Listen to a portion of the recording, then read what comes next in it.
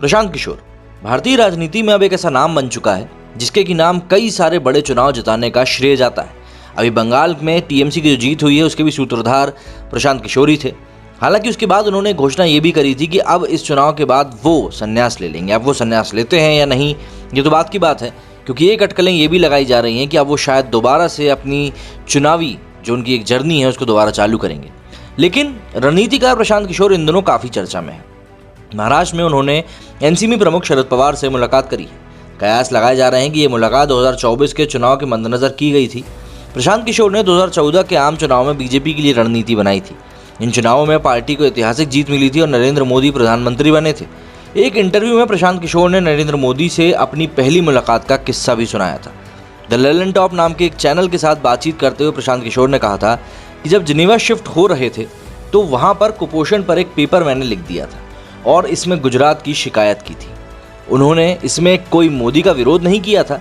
दरअसल इसमें देश के अमीर राज्यों में कुपोषण के बारे में लिखा था। उसमें 4 राज्यों की तुलना की गई थी, हरियाणा, गुजरात, महाराष्ट्र और कर्नाटका। गुजरात सबसे अंत में था इन सब 4 राज्यों की तुलना में।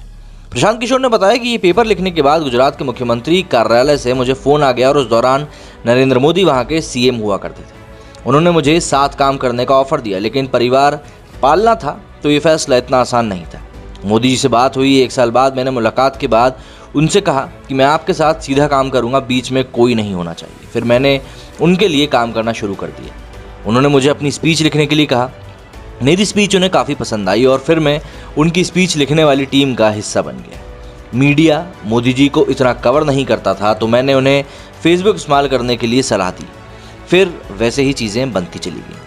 एक दूसरे इंटरव्यू में प्रशांत किशोर से पूछा गया था कि क्या वे अब नरेंद्र मोदी को हराने के लिए काम करेंगे, तो वरिष्ठ पत्रकार करण थापर के इस इंटरव्यू पर रणनीतिकार प्रशांत किशोर ने कहा था कि नरेंद्र मोदी को मैंने नहीं बनाया है, इसलिए मेरी लाइफ का कभी भी ये मकसद नहीं रहा कि मैं किसी को हराने के लिए काम करूं।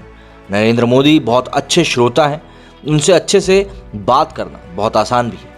प्रधानमंत्री नरेंद्र मोदी को भारतीय लोगों की समझ बहुत अच्छी है।